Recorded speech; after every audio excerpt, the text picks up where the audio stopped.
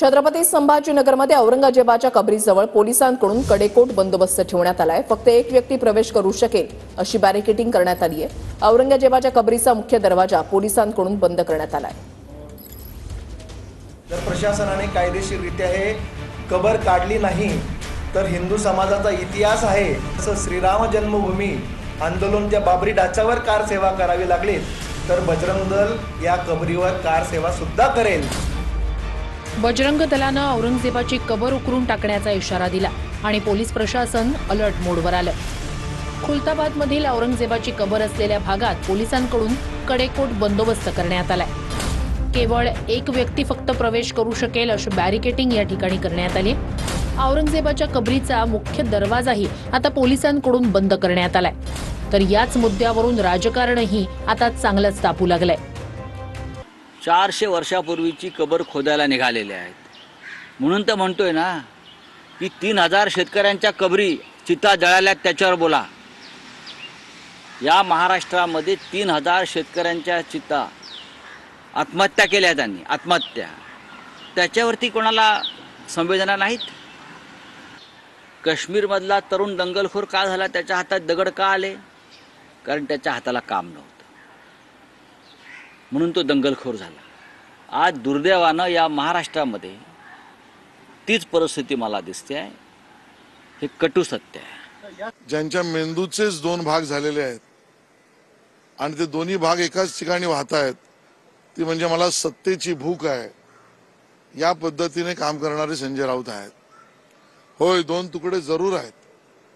Amit Shah, Narendra Modi, Bhajap, NDA, महाराष्ट्रात देवेंद्रजी, एकनाथ शिंदेजी, अजितदादा ही सगळी मंडळी, आणि ते 2 विभाग एवढेच आहे, राष्ट्रीय आणि अराष्ट्रीय।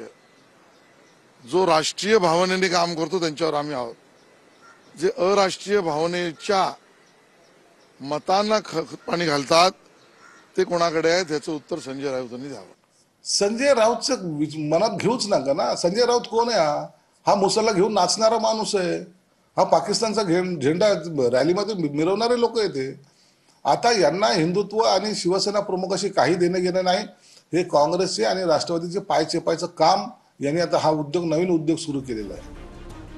बजरंग दलाच्या इशाऱ्यानंतर रावणाला बाजूला काढा आणि राम समजावून सांगा असं थेट आव्हानच जितेंद्र आव्हाड यांनी दिलं होतं। तर नरेश म्हस्केंकडून जितेंद्र आव्हाड यांचा जितुमिया असा उल्लेख करण्यात आला।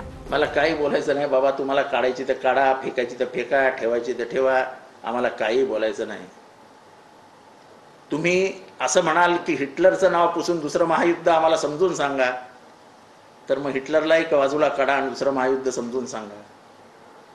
तुम्ही रावण बाजूला काढा आणि राम समजून सांगा, दुर्योधनाला बाजूला काढा आणि महाभारत समजून सांगा। पण चालेल, समजवतील। रावणाला बाजूला काढून राम समजवतील, दुर्योधनाला बाजूला काढून महाभारत समजवतील, काय करतील आता। जितेंद्र आव्हाड यांनी औरंगजेब हे त्यांचं दैवत आहे हे मान्य केल्यामुळे मी त्यांचं खास करून अभिनंदन करतो। त्यांचं नाव जितेंद्र आव्हाड नाही, जितुमिया असं ठेवलं पाहिजे की जे मुस्लिम धर्मीय सुद्धा औरंगजेबाला मानत नाहीत ते आज त्यांची पूजा करण्याची भाषा करतायत।